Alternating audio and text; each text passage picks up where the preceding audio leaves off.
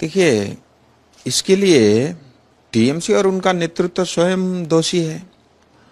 और अब टीएमसी का भविष्य तो रहा नहीं। 2026 के चुनाव में जनता ने यह तय कर दिया है।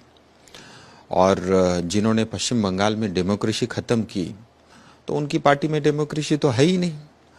तो डिक्टेटरशिप में पूरी पार्टी चलाई है।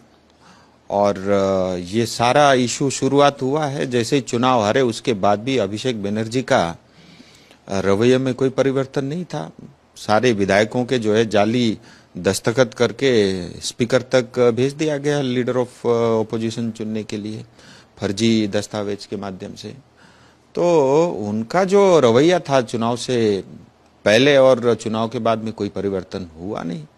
अब टीएमसी के नेता और टीएमसी के सांसद विधायक उस पार्टी में रहना नहीं चाहते, तो उसके लिए भारतीय जनता पार्टी तो दोषी नहीं हो सकती।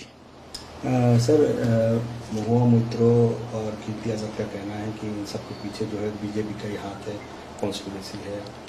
भाई, आप अपनी पार्टी संभाल नहीं पा रहे हो। आपने 15 साल तक जनता को लूटा है।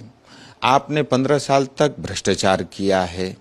सारे गलत काम 15 साल तक आपने किए हैं। आज आपकी पार्टी, आपके नेता आपसे संभाले नहीं जा रहे हैं, तो फिर आप दोष भारतीय जनता पार्टी को क्यों दे रहे हो? और आज 2026 के चुनाव के बाद जो पश्चिम बंगाल की जो परिस्थिति है, उसके लिए दोषी भारतीय जनता पार्टी नहीं है, आप स्वयं हो। और आपको पश्चिम बंगाल की 10 करोड़ जनता ने हराया है। उस जनादेश का सम्मान करो। और अगर अब भी कुछ शर्म बची हुई है तो मुंह छुपा के घर के अंदर ही बैठे रहो।